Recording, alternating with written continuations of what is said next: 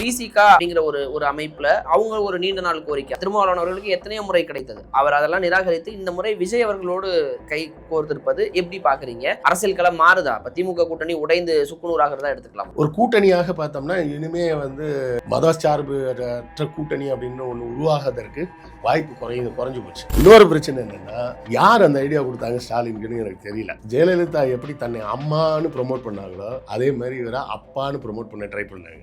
அது இவர் மட்டும் பண்ணாருன்னா நல்லா இருந்திருக்கும். எதிரி என்ன பண்ணுவான்றது ஒண்ணு இருக்குல்ல, கேம் தியரின்னு இதைத்தான் சொல்லுவாங்க. என்னோட ஆட்டம் எப்படி இருக்கணும்ன்றதை எதிரி தான் முடிவு பண்றான். நீங்க அப்பான்னு சொல்லும்போது விஜய் நான் மாமான்னு சொல்லும்போது மாமா தான் எடுபடுது யங் ஜெனரேஷன்.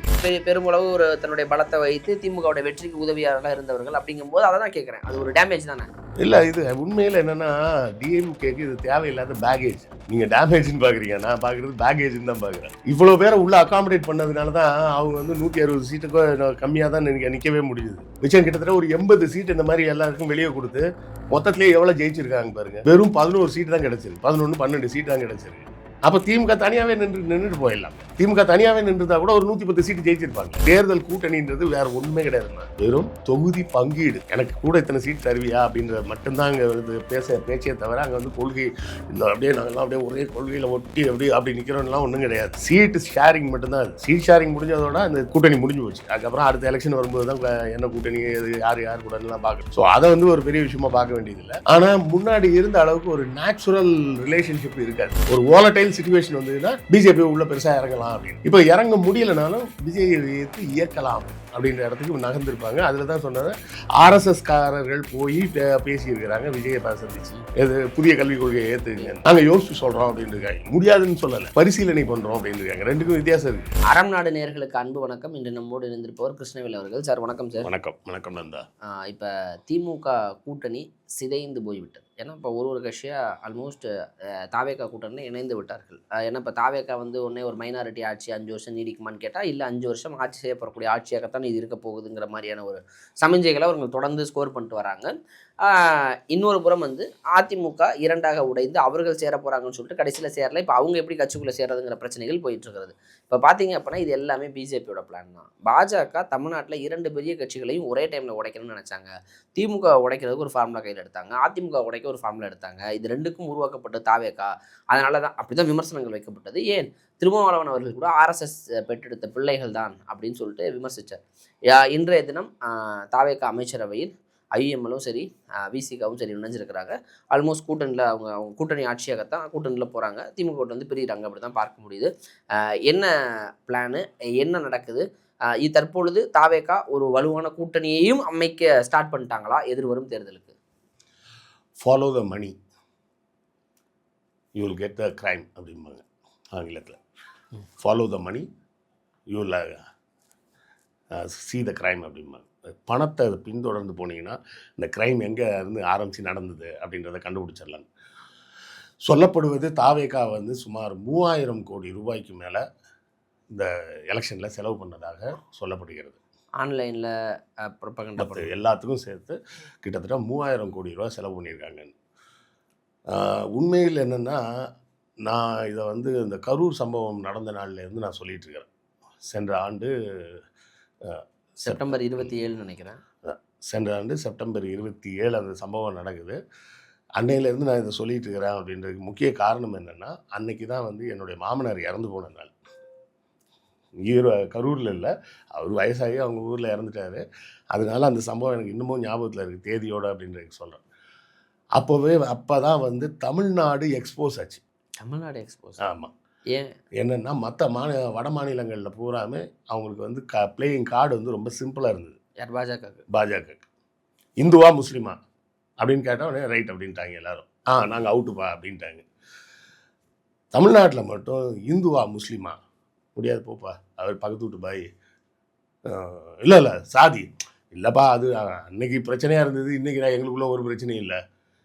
எதை சொன்னாலும் தமிழ்நாடு பிஜேபி போடுற கார்டுக்கு பதில் கார்டு போட்டுக்கிட்டே இருந்தாங்க. கடைசியாக நம்ம எக்ஸ்போஸ் ஆனது கரூர். ஒட்டுமொத்த மாநிலமும் ஒரு மதத்தின் பெயரை வைத்து ஏமாற்ற முடிஞ்சது. மற்ற இடங்கள்லாம் வேறு ஏதாவது ஒரே ஒரு பிரச்சனையை தூக்கி போட்ட ஆட்சி காலி பண்ண முடிஞ்சது. இங்கே அது மாதிரி முடியவே இல்லைன்னு முடிச்சுட்டு இருக்காரப்போ தான் கரூர் சம்பவம் எக்ஸ்போஸ் பண்ணது. சினிமான்னு காமிச்சிங்கன்னா தமிழ்நாடு ஏமாறுண்டா அப்படின்ற கான்செப்ட் அப்போ தான் அவங்களுக்கு தெரியுது. அதுக்கப்புறம் தான் கண்டினியூஸாக அந்த கார்டை ப்ளே பண்ணுறாங்க. இன்னொன்று என்னென்னா, இந்த எலெக்ஷனில் நடந்தது வந்து கோயபல்ஸ் ஃபார்முலான்னு ஒன்று சொல்லுவாங்க. கோயபல்ஸ் ஃபார்முலானா என்ன அர்த்தம்னா, இல்லாத ஒரு விஷயத்த பொய்யை நீங்கள் திரும்ப திரும்ப திரும்ப திரும்ப சொல்லிக்கிட்டே இருந்தீங்கன்னு வச்சிங்களேன், ஒரு கட்டத்துக்கு மேலே இருக்குமோ அப்படின்னு மனித மனம் நம்ப ஆரம்பிக்கும். அதுக்கப்புறம் இல்லை அது உண்மைதான் அப்படின்னே நம்ப ஆரம்பிக்கும். புரியுதுங்களா? முதல்ல இருக்குமோ அப்படின்னு ஒரு கேள்வி வரும். அதுக்கப்புறம் இல்லை இல்லை உண்மைதான்ப்பா, இல்லை சும்மா அவன் சொல்லிக்கிட்டே இருப்பானா அப்படின்ற ஒரு இடத்துக்கு மக்கள் நகர்ந்துருவாங்க. சரி, போன ஆட்சியில் திமுக எதுவும் தப்பு செஞ்சுருக்கா அப்படின்னா பெருசாலாம் தப்பெல்லாம் ஒன்றும் பண்ணல. இதே தான் நடந்தது 2010 திமுக ஆட்சி விட்டு வெளியே போகும்போதும். பெருசாக எந்த அதிருப்தியும் இல்லாமல் இருந்தது. கடைசியாக ஒரே ஒரு அதிருப்தி எங்கே வந்ததுன்னா, கரண்ட் தட்டுப்பாடு, மின் தட்டுப்பாடு அப்படின்றது தான் ஒரு பிரச்சனையாக வந்தது. அதை பேசி பேசி பேசி பேசி பெருசாக்கி ஊற்றி முட்டாங்க. அதே போலவே இந்த வாட்டி என்ன நடந்திருக்கு அப்படின்னா, சைலண்ட்டாக ஒரு வேலை நடந்திருக்கு. அதை யாருமே கவனிக்கல. அதை நான் என்னுடைய டேர்ம்ஸில் சொல்கிறதா இருந்தால் அது வந்து FDFS எக்கானமின்னு சொல்லுவேன். நீங்கள் பார்க்கும்போது திமுக வந்து ஓவராக பாசிட்டிவாகவே பேசினாங்க. அதெல்லாம் ஒரு தப்பும் கிடையாது. அவங்க நெகட்டிவ் பாயிண்ட்ஸை பேச மறந்துட்டாங்க. நான் வந்து ஆஸ் அ பிராண்ட் மேனேஜர், நான் அட்வர்டைஸிங் கிட்டத்தட்ட ஒரு 35 வருஷமாக இருந்திருக்கிறேன்.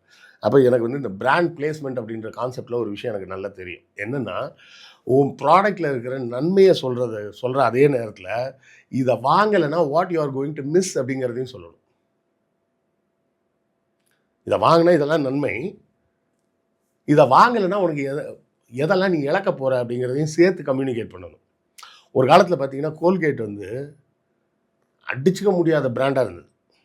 யாரும் போய் பேஸ்ட் வாங்கிட்டு வானே சொல்ல மாட்டாங்க. வீட்டில் போய் கோல்கேட் வாங்கிட்டு வா அப்படின்னு தான் சொல்லுவாங்க. இது அடிக்கடி வர்ற எக்ஸாம்பிள்ஸ் இது. ஒரு காலத்தில் பார்த்தீங்கன்னா வீட்டில் கேபிள் கனெக்ஷன் இருக்கான்னு யாரும் கேட்க மாட்டாங்க. சன் டிவி கனெக்ஷன் இருக்கான்னு கேட்பாங்க.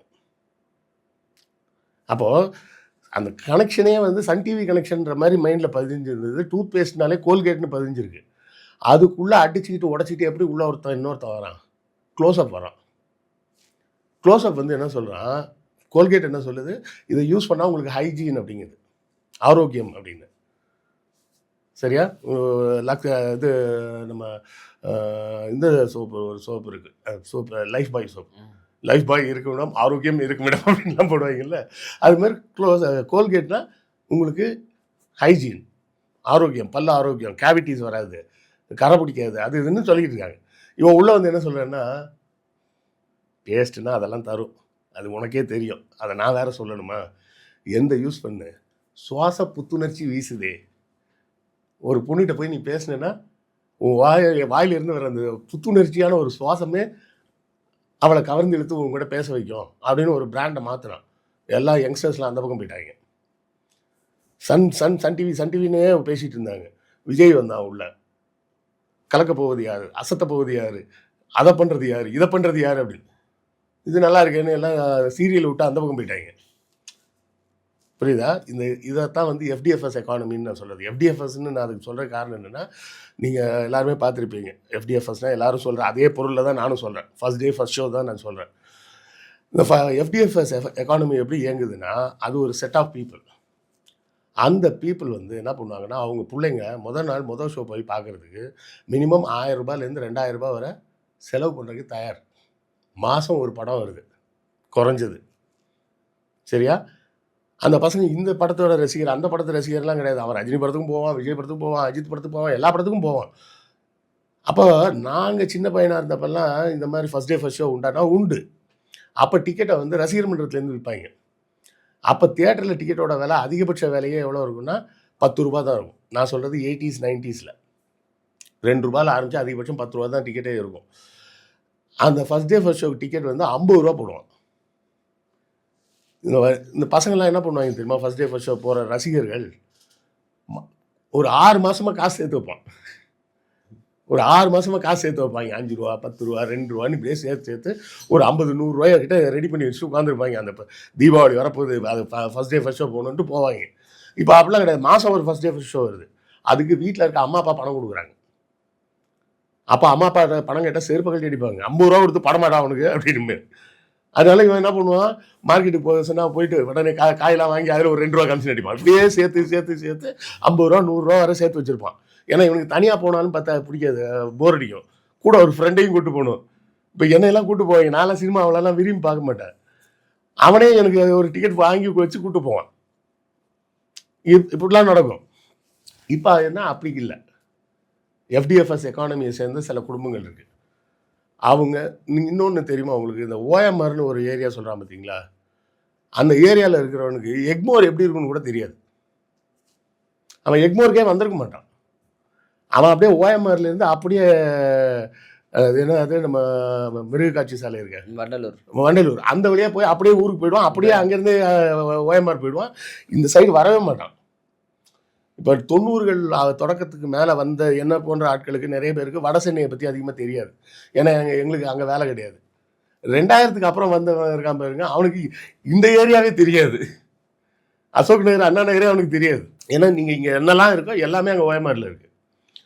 அப்போ இப்படி இருக்கிற ஒரு செக்மெண்ட் இருக்குது பார்த்தீங்களா, அந்த செக்மெண்ட்டை அட்ரஸ் பண்ண மறந்துட்டாங்க. அவங்க பஸ்ஸில் போக மாட்டாங்க.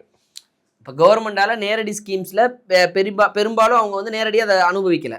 அவங்களுக்கு ஒரு விடியல் பயணம் திட்டம்னா அந்த பயண திட்டத்தில் போகலாம். ஏன்னா அவன் பஸ்லேயே போக மாட்டான். மாதம் 1000 ரூபாய் கிடைக்கல, ஏன்னா அவங்க ஒரு டாக்ஸ் பேயபிள் பர்சன்ஸாக இருக்காங்க, அதனால அவங்களுக்கு டாக்ஸ் எடுத்துக்கு 1000 ரூபாய் கிடைக்கல, அந்த மாதிரி சொல்ல வரீங்க. ஆமாம், தேவர் டிட்டாச்டு ஃப்ரம் த கவர்மெண்ட்டை விட்டு அவங்க தனியாக இருக்கிறாங்க.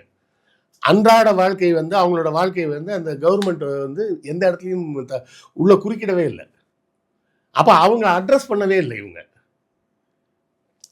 ஆனால் உண்மை என்னன்னா, அவங்கள அட்ரஸ் பண்ண வேண்டிய கட்டாயம் இருக்குது. எக்கானமின்றது வந்து நம்ம இந்த கிராஸ் ரூட்டில் பார்க்குற எக்கானமி மட்டும் கிடையாது. அவங்க முன்னேறணும், முன்னேறதான் அதுக்கு உண்டான வேலையை தான் அந்த அரசாங்கம் செஞ்சுது. அவங்கள டிபெண்ட் பண்ணி தான் இந்த மேலே இருக்கிற குரூப்பும் இருக்குது அப்படின்றத மறந்துட்டாங்க இவங்க. இந்த எஃப்டிஎஃப்எஸ் குரூப் இருக்க அவங்க மறந்துட்டாங்க. ஏன்னா அவங்களோட லைஃப் ஸ்மூத்தாக போயிட்டு இருக்குன்னு வச்சிங்களேன். கீழ்மட்டத்தில் இருக்கிறவங்களோட லைஃப் ஸ்மூத்தாக போயிட்டு இருந்ததுன்னா இந்த மேல்மட்டத்து மக்கள்கிட்ட இவங்க பெருசாக டிமாண்ட் பண்ண மாட்டாங்க. இப்போ இவங்க லைஃப் பாதிக்கப்பட்டதுன்னா அவங்க மேல்மட்டத்தில் நிறைய டிமாண்ட் பண்ணுவாங்க. முன்னாடி ஒரு ஹவுஸ் மெய்டுன்னு ஒருத்தங்க வராங்க, வந்து 2 வேளை சமைச்சு கொடுத்துட்டு போகிறாங்க அப்படின்னா நீங்கள் ஒரு 8000 ரூபாய் சம்பளம் கொடுக்குறீங்க அப்படின்னு சொன்னால் போதுன்ட்டு போயிடுவாங்க. இப்போ அவங்க என்ன கேட்பாங்க, 15000 ரூபா கொடுத்தா வரேன், இல்லைன்னா வர முடியாதுங்க. அதாவது இந்த வெல்ஃபேர் கவர்மெண்ட் போச்சுன்னா என்ன நடக்கும் அப்படின்னா, இந்த வெல்ஃபேரை நேரடியாக அனுபவிக்காமல் இருக்கிறான் பார்த்தீங்களா, அவனுக்கும் சேர்த்து பாதிப்பு வரும். அவனுக்கும் சேர்த்து தான் பாதிப்பு வரும். அது இவங்களுக்கு புரியாமல் போயிடுச்சு. புரியாமல் என்ன நினச்சிக்கிட்டாங்க, எனக்கு தான் இந்த கவர்மெண்ட் எதுவுமே செய்யலையே, நான் why should I P loyal to this government. இந்த கவர்மெண்ட் நல்லா தான் வேலை செய்யுது, இல்லைன்னுலாம் நான் சொல்லலைப்பா. பக்காவாக சூப்பராக பண்ணுறாங்க, பசங்களெல்லாம் ஃபாரின் அனுப்பி படிக்க வைக்கிறாங்க, கல்வியில் சிறந்த தமிழ்நாடு எல்லாமே பண்ணிட்டாங்கப்பா, சூப்பர்ப்பா எல்லாம் ஓகே. பட் எனக்கு என்ன செஞ்சாங்க, what did I get directly? அப்போ எனக்கு ஒன்றுமே கிடைக்கல. Then why I should be loyal? நான் எதுக்காக இந்த அரசாங்கத்துக்கு லாயலாக இருக்கணும்? நீங்கள் நல்லா பாருங்கள், தோத்தது பூரா அர்பன் செக்மெண்ட்டில் மட்டும்தான் தோற்றுருப்பாங்க. சென்னையை சுற்றி உள்ள இடங்கள், கோவையை சுற்றி உள்ள இடங்கள், மதுரையை சுற்றி உள்ள இடங்கள், திருச்சியை சுற்றி உள்ள இடங்கள், இங்கே மட்டும் தான் தோற்றுருக்காங்க. செமி அர்பன், ரூரல் அங்கெல்லாம் வந்து எதுவுமே நம்பர்ஸ் மாறலை. எல்லா இடமும் மற்ற இடத்துலலாம் எப்படி ஒழுங்காக வரணுமோ அதே மாதிரி வந்து இங்கே மட்டும் மாறினதுக்கு ரீசன் தான் இந்த எஃப்டிஎஃப்எஸ் எக்கானமி. இன்னொரு பிரச்சனை என்னென்னா, யார் அந்த ஐடியா கொடுத்தாங்க ஸ்டாலினுக்குன்னு எனக்கு தெரியல. ஜெயலலிதா எப்படி தன்னை அம்மானு ப்ரொமோட் பண்ணாங்களோ அதே மாதிரி இவரை அப்பான்னு ப்ரொமோட் பண்ண ட்ரை பண்ணாங்க. அது இவர் மட்டும் பண்ணார்னா நல்லா இருந்திருக்கும். எதிரி என்ன பண்ணுவான்றது ஒன்று இருக்குல்ல, கேம் தியரின்னு இதை தான் சொல்லுவாங்க. என்னோட ஆட்டம் எப்படி இருக்கணுன்றதை எதிரி தான் முடிவு பண்ணுறான். நீங்கள் அப்பான்னு சொல்லும்போது, விஜய் வந்து நான் மாமான்னு சொல்லும்போது மாமா தான் எடுபடுது யங் ஜென்ரேஷனுக்கு. ஏன்னா அப்பான்றது அத்தாரிட்டி, மாமான்றது கிரைம் பார்ட்னர். அப்பா போய் அப்பா எனக்கு இன்னொரு ஐஸ்கிரீம் வேணும் அப்படின்னு கேட்டால் அப்பா வாங்கி தர மாட்டார். போதும், நல்லா உடம்பு சரியாக சளி பிடிச்சிரும், நாளைக்கு சாப்பிட்லான்ட்டுருவார். அதை அம்மா சொன்னால் சரின்னு புள்ள கேட்டுக்கும், அப்பா சொன்னால் கடுப்பாகும். அதே அந்த நேரத்தில் மாமா உள்ள வருவார், வந்து என்ன சொல்லுவார், கம்முன்னு அப்பா போட்டோம், நான் உனக்கு 2 வாங்கி தரேன் அப்படின்னு. மாமா is always a silent crime partner. இது சில வீடுகளில் சித்தப்பாவும் இருக்கும். அப்பா எப்படி வந்து கொஞ்சம் பசங்க வந்து ஒரு 13 வயசுக்கு மேலே பார்த்தீங்கன்னா அப்பா விட்டு விலக ஆரம்பிச்சிருவாங்க. ஏன்னா அந்த 13 வயசு வரை சின்ன பிள்ளையா இருக்கும்போது இந்த அப்பா தான் என்ன பண்ணுவார், அம்மாவுக்கு தெரியாமல் கிரைம் பார்ட்னராக இருப்பார். 13 வயசு ஆனோடனே இல்லை இனிமேல் என் புள்ள வந்து பொறுப்பாக வரணும் அப்படின்னு சொல்லி அவர் ஸ்ட்ரிக்ட் ஆகிடுவார். இந்த குழந்தை என்ன யோசிக்குன்னா, அம்மா எப்போவுமே ஸ்ட்ரிக்டாக தான் இருப்பாங்க, அதுதான் தெரியுமா, சின்ன வயசுலேருந்தே இருந்தாங்க. அப்பா நேற்று வரை நல்லா இருந்தார், இன்னைக்கு ஏன் இப்படி மாறினாரு? இப்போ சைலண்ட் கிரைம் பார்ட்னர் வந்து எப்படி ஆகிடுதுன்னா ஏமாத்துக்காரனா மாறிடுது. என்னை ஏமாத்திட்டாங்க, நான் நம்பி இருந்தேன் இந்த ஆள் எனக்கு கூட இப்போ அப்படியே லைஃப் லாங்காக பார்ட்னராக வருவான்னு நினச்சேன், ஏமாத்திட்டானே அப்படின்னு சொல்லி தான் அந்த பசங்க டீனேஜில் அப்பா விட்டு விலகிறது. அப்போ அந்த சைக்காலஜியும் அங்கே வந்து அப்பான்ற ட்ராப்பில் மாட்டிக்கிட்டாரு. அதான் இப்போ இந்த எஃப்டிஎஃப்எஸ் எக்கனாமி வந்து பெருசாக அவங்க ஃபோக்கஸ் பண்ணல, அந்த பர்சன்ஸை ஃபோக்கஸ் பண்ணாதனால பெரிதளவில் ஒரு தோல்வி அப்படிங்கிறது வந்துச்சு. ஓகே சார், இப்போ தாவேக்கா ஆட்சி அமைச்சிட்டாங்க பெரும்பாலும். இப்போ ஆட்சி அமைச்சது பிரச்சனை இல்லை, அவங்க நல்ல ஒரு ஆட்சி கொடுத்தா மக்களுக்கு மகிழ்ச்சி தான். இப்போ அந்த அந்த ஆட்சியில் இருக்கக்கூடிய இஷ்யூஸை நம்ம பேசுவோம், அது வேறு சார். இப்போ இந்த இதில் வந்து அமைச்சரவையில் யார் யார் பங்கேற்க போகிறாங்க? இப்போ உண்மையிலே அமைச்சரவையில் பங்கு பெறுவதற்கு ஒரு மனசு வேணும். ஏன்னா அது தமிழ்நாட்டில் ஒர்க் அவுட் ஆகாது அப்படின்னு ஸ்டாலின் அவர்கள் சொன்னாலும் ஒர்க் அவுட் பண்ணி காமிச்சிருக்காங்கன்னா அது மகிழ்ச்சி தான், அதில் நம்ம மாற்று கருத்து சொல்ல முடியாது. இருந்தாலும் அந்த அமைச்சர் இடம்பெறக்கூடிய கட்சிகள் யார்? இப்போ வந்து வெளியிலேருந்து ஆதரவாக அமைச்சரவை இடம்பெறாங்களாங்கிறது தான் பேச்சாக இருந்தது. இப்போ ஐயுஎம்எல் இடம்பெற்றிருக்கிறாங்க, விசிகா இடம்பெற்றிருக்கிறாங்க. இப்போ எப்படி பார்க்குறீங்க இதை? இடம்பெற்ற அடுத்த கணமே திமுக மூத்த தலைவர்களிடமிருந்து எதிர்வினையாக சில சொற்கள் வருது. திமுக தலைவர் வந்து அது மாதிரியான எந்த விஷயத்தையும் பண்ண வேணாம், அமைதியாக இருப்போம், தோழமையோ கட்சிகளாக இருந்தவர்கள் அவர்கள் வந்து அவங்களுக்கு ஒரு உரிமை இருக்குது, அவங்க எடுக்கட்டும், வாழ்த்து சொல்லுவோம், யாரும் வந்து தகாத வார்த்தைகள் எதுவும் விமர்சிக்க கூடாது அப்படின்னு சொல்லியிருக்கிறாரு. எப்படி பார்க்குறீங்க? கட்சிக்காரராக பார்க்குறவங்களுக்கு அது வந்து பெரிய துரோகமாக தான் தெரியும்.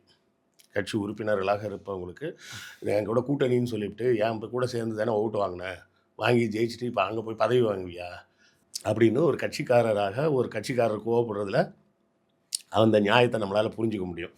தலைவர்ன்ற இடத்துல அவர் மெச்சோர்டாக அதை பற்றி நம்ம பேச வேணாம்னு சொல்கிற இடத்தையும் நியாயம்தான். சரி, அப்போ தாவேக்காக கூட போய் சேர்ந்த விசிகா, நான் வந்து உண்மையில் எனக்கு ஒரு சின்ன மன வருத்தம் உண்டு. விசிகா வந்து அப்படி போய் ஆட்சியில் பங்கு சேர மாட்டாங்க அப்படின்னு நான் நம்பிக்கிட்டு இருந்தேன். எத்தனையோ ஏமாற்றங்களில் இதுவும் ஒரு ஏமாற்றம்னு வச்சிங்களேன். சிபிஐ மட்டும் சிபிஎம் வந்து உள்ளே போகலை, நாங்கள் வெளியே தான் அப்படின்னு சொல்லிட்டாங்க. ஐயுஎம்எல் முதல்ல போகமாட்டேன்னு சொல்லிட்டாங்க, அதுக்கப்புறம் இப்போ போகிறதுன்னு முடிவு பண்ணி உள்ளே போயிருக்காங்க, 2 பேரும் போயிருக்காங்கன்னு வச்சிங்களேன். இதை தவறுன்னு சொல்கிறதா சந்தர்ப்பவாதம்னு சொல்கிறதா அப்படின்லாம் பார்க்க முடியாது. அரசியலை பொறுத்தவரை everything is fair in war and love. காதலிலும் போரிலும் எல்லாமே நியாயம்தான் அப்படின்ற மாதிரி அரசியலில் எனக்கு ஒரு ஆப்பர்ச்சுனிட்டி வருது, நான் ஏன் வேணான்னு சொல்லணும்? அதை வேணான்னு சொல்லி தான் நான் வந்து என்னுடைய புனிதத்தன்மையை நிரூபிக்கணுமா? நான் எப்பவும் போல் நல்லவன் தான் அப்படின்னு சொல்கிற எல்லா நியாயமும் அவங்களுக்கு இருக்குது. ஆனாலும் விசிகாவும் ஐயுஎம்எலும் அங்கே போய் மந்திரி சபையில் சேர்ந்த அடுத்த வினாடியே அவர்கள் திமுக கூட்டணியிலிருந்து விலகியதாகத்தான் கருதப்படும். நீங்கள் வெளியே இருந்து ஆதரவு கொடுத்தீங்கன்னா கூட்டணியில் இருக்கீங்கன்னு எடுத்துக்கலாம். உள்ளே போய் ஆதரவு கொடுப்பேன் அப்படின்னு சொன்னீங்கன்னா ஆட்டோமேட்டிக்காக நீங்கள் வந்து இந்த கூட்டணியை விட்டு அந்த கூட்டணிக்கு போயிட்டீங்கன்னு தான் அர்த்தம். ஏன்னா இப்போ அவர் வந்து வன்னியரசு அமைச்சராக இருந்து ஒரு திட்டத்தை கொண்டு வரணும் அப்படின்னு சொன்னால் அந்த திட்டத்தை நிறைவேற்ற தாவகையில் இருக்கிற எல்லா உறுப்பினர்களும் சேர்த்து ஓட்டு போட்டால் தான் அந்த திட்டத்தை நிறைவேற்ற முடியும். அதே மாதிரி ஒரு தாவேகா மந்திரி ஒரு திட்டத்தை கொண்டு வர்றாருன்னா இவங்க எல்லாரும் சேர்ந்து ஓட்டு போட்டால் தான் அந்த திட்டத்தை கொண்டு வர முடியும். ஆனால் வெளியே இருந்து ஆதரவுன்னு சொன்னால் ஓட்டு போடாமல் தவிர்க்க முடியும்.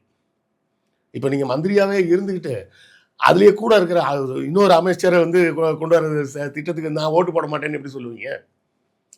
இப்போ ராஜ்மோகன் ஒரு திட்டத்தை அறிவிக்கிறாரு, அந்த திட்டம் வந்து எனக்கு பிடிக்கல அப்படின்னு வன்னியரசு சொல்கிறாருன்னு வச்சுக்கோங்க, மாற்றி ஓட்டு போட முடியுமா? நீங்களும் அமைச்சர், அவரும் அமைச்சர், ஒரு அமைச்சரே இன்னொரு அமைச்சருக்கு எதிராக எப்படி ஓட்டு போட முடியும்? அப்போ ஆட்டோமேட்டிக்காக நீங்கள் அந்த கூட்டணிக்கு உள்ளே போயிட்டீங்கன்னு ஆகிடும்.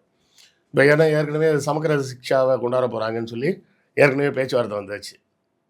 இதை தான் நம்ம பயந்துக்கிட்டு இருந்தது. என்னெல்லாம் நடக்கும் அப்படின்னு இது ஏற்கனவே நம்ம பேசிட்டோம், அதனால் ரிப்பீட் பண்ண வேணாம்.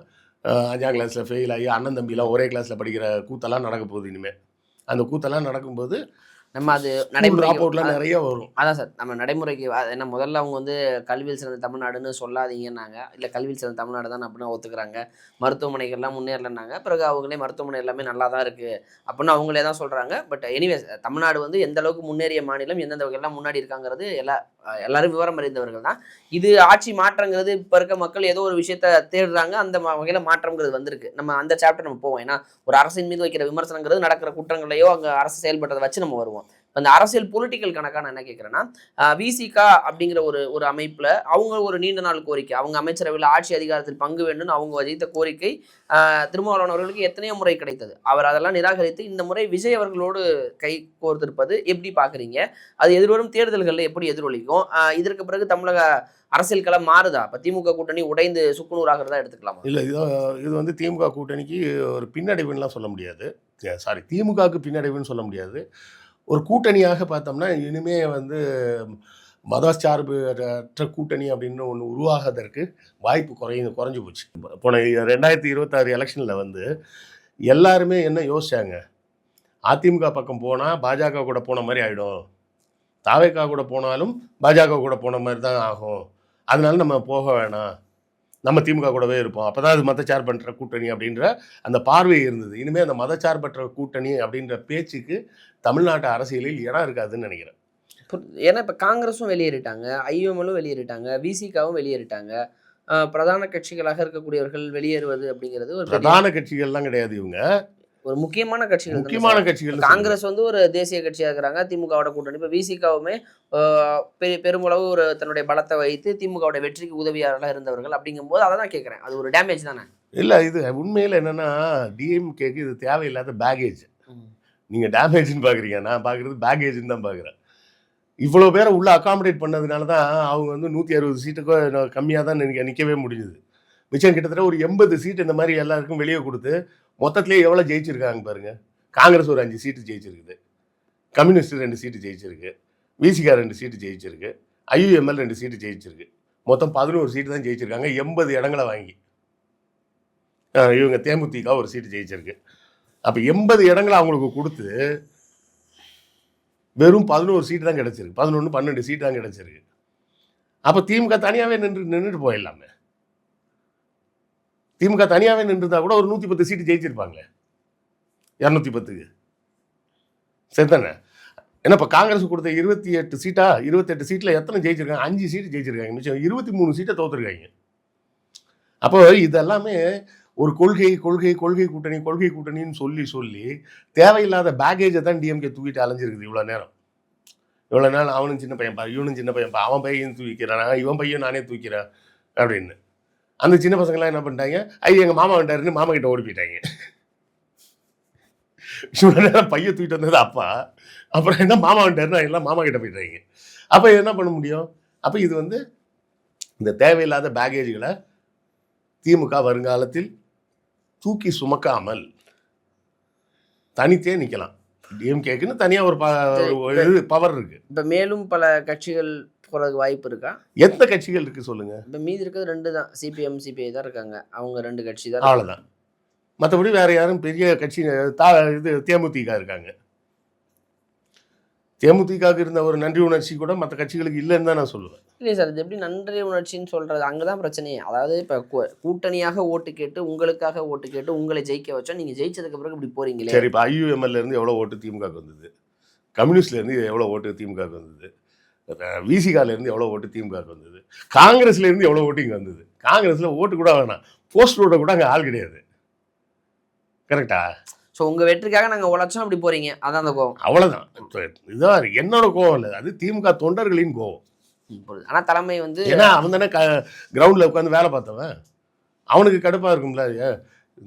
யோசிச்சு பாருங்க, அந்த 5 காங்கிரஸ் எம்எல்ஏகளோட தொகுதியில வேலை பார்த்த திமுக தொண்டர்களின் மனநிலை எப்படி இருக்கும்? அந்த ஃபோன் கால் உரையாடல்கள்லாம் கூட கேட்க முடிஞ்சது சார். அவ்வளோ உட்காந்து இப்படி ராத்திரியும் பாருமா உட்காந்து போஸ்ட் ஓட்டணும், பூத்தில் உட்காந்து அவங்க கண்கூட்டாமல் உட்காந்து பார்த்து பொட்டியை கொண்டு போய் ஓட்டு என்ற இடத்துல வச்சதுலேருந்து காவல் காத்து அவ்வளோ வேலை பண்ணி அந்த வெற்றியை உறுதி பண்ணால் இருந்தாலும் நைஸாக அங்கே போய் மந்திரி ஆகிட்டான் பாரு அப்படின்னு சொல்லி அந்த தொகுதியில் வேலை பார்த்த தொண்டர்கள் இருப்பாங்கல்ல, அவங்களோட கோபம், அவங்களோட உழைப்பு, அதை நம்ம குறைச்சி மதிப்பிடவே முடியாதுல்ல.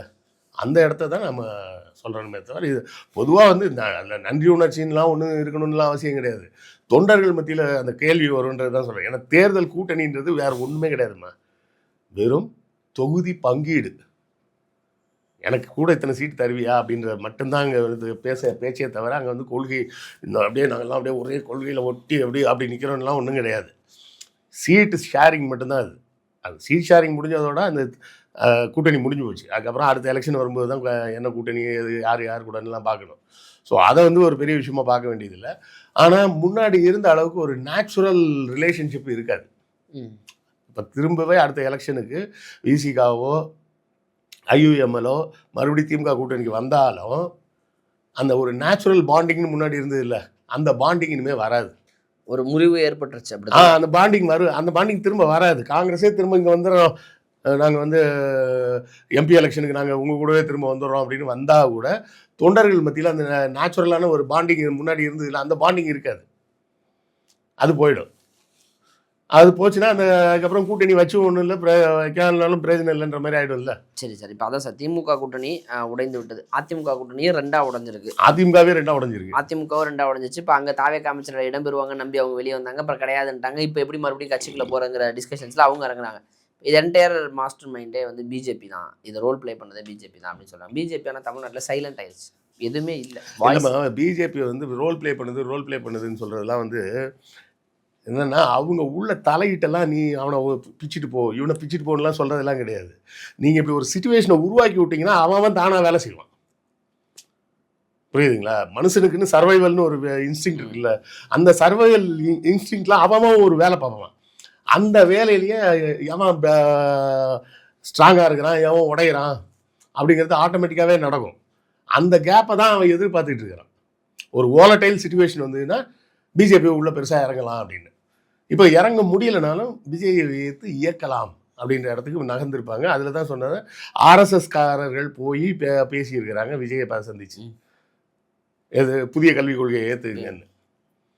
நாங்கள் யோசிச்சு சொல்கிறோம் அப்படின்னு இருக்காங்க. முடியாதுன்னு சொல்லலை, பரிசீலனை பண்ணுறோம் அப்படின்னு இருக்காங்க. ரெண்டுக்கும் வித்தியாசம் இருக்குது. நீ 10,000 கோடி கொடுத்தாலும் எனக்கு புதிய கல்விக் கொள்கை வேண்டான்னு சொன்னது ஸ்டாலின். விஜய் என்ன சொன்னாங்க, நாங்கள் யோசிச்சு சொல்கிறோம் அப்படின்னு. யோசிச்சு சொல்கிறதுக்கும் எனக்கு வேண்டான்னு சொல்கிறதுக்கும் நிறைய வித்தியாசம் இருக்குல்ல. அப்போ இந்த மாதிரி விஷயங்களில் தான் நம்ம வந்து அச்சப்பட வேண்டியிருக்கு. புரியுது சார். மாநில நலன் சார்ந்து இருக்கக்கூடிய பிரச்சனைகளை பேசணும், மாநில நலன்களை பாதிக்கிற வகையில் வரக்கூடிய திட்டங்களை எதிர்க்கணும், ஒன்றிய அரசுடைய செயல்முறைகளை நடைமுறைகளை வீரியமாக எதிர்க்கணும், நேரடியாக எதிர்க்கணுங்கிற விஷயங்களை தான் ஒரு புதிய அரசுக்கிட்ட நம்ம எதிர்பார்ப்போம். அனைவரும் அதான் எதிர்பார்க்குறோம். விவரம் அறிந்தவர்கள் அதை தான் மெயினாக எதிர்பார்ப்பாங்க. ஏன்னா மீண்டும் ஒரு விஷயத்தையும் ஃபைட் பண்ணி ஒன்றிய அரசுலேருந்து வாங்குகிறோம், எல்லாத்தையும் கொண்டு போய் அடகு வச்சுற கதை ஆயிடக்கூடாதுங்கிறது தான் நம்மளுடைய கோரிக்கையும் கூட. இப்போ வந்திருக்கிறாரு. இப்போ பல்வேறு குறைகள் இருந்தாலும் இப்போ மின் தட்டுப்பாடு பிரச்சனைகள்லாம் மீண்டும் தலை தூக்க ஆரம்பிச்சிருக்கு. பட் ஒரு சில நாட்களுக்கு பிறகு தான் நம்ம அதை விவாதிக்கணும். பொறுத்து வந்து பார்ப்போம் சார். நேரம் கொடுத்ததற்கு நன்றி. நன்றி.